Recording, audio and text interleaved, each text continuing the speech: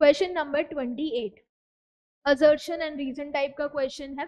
Assertion है Golgi apparatus remains in close association with endoplasmic reticulum. ये हमने सीखा भी था कि जो एंडोप्लाज्मिक रेटिक्यूलम है उसके पास में ही हमेशा गोल्जी अपैरेटस रहता है। और ऐसा क्यों था? क्योंकि यहाँ पर जो एंडोप्लाज्मिक रेटिक्यूलम है उससे जो मॉलिक्यूल्स आ रहे थे, सिक्रीट हो रहे थे, जैसे कि प्रोटीन या लिपिड्स, वो मॉडिफाई होते हैं गोल्जी कॉम्प्लेक्स में, फिर मॉडिफाई होके या तो वो सेल के अंदर रिलीज होते हैं, दैट इज इंट्रासेल्यूलर, या सेल के बाहर यानी एक्स्ट्रा सेल्यूलर। तो यहाँ पर रीजन दिया हुआ है materials to be packaged in the form of vesicles from the ER they fuse with the cis phase. Cis phase किसका? गोल्जी अपैरेटस का।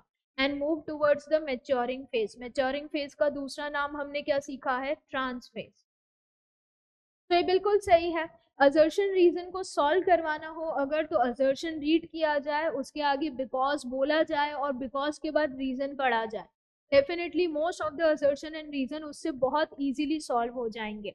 ऐसा इसलिए क्योंकि जो स्टूडेंट अटकता है मोस्टली ऑप्शन ए या बी में अटकता है, क्योंकि रीजन एक्सप्लेन कर रहा है असर्शन को या नहीं वो कई बार डिफिकल्ट हो जाता है। तो अगर हम बिकॉज लगा के इस टेक्निक को फॉलो करें, Golgi apparatus remains in close association with endoplasmic reticulum because materials to be packaged in the form of vesicle from ER fuse with the cis phase of Golgi apparatus and move towards the maturing and trans phase।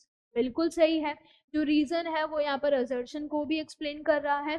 So both assertion and reason are true and reason is the correct explanation of assertion। ये भी बिल्कुल सही है। सो इसलिए जो correct answer हो जाएगा वो क्या हो जाएगा? Option A.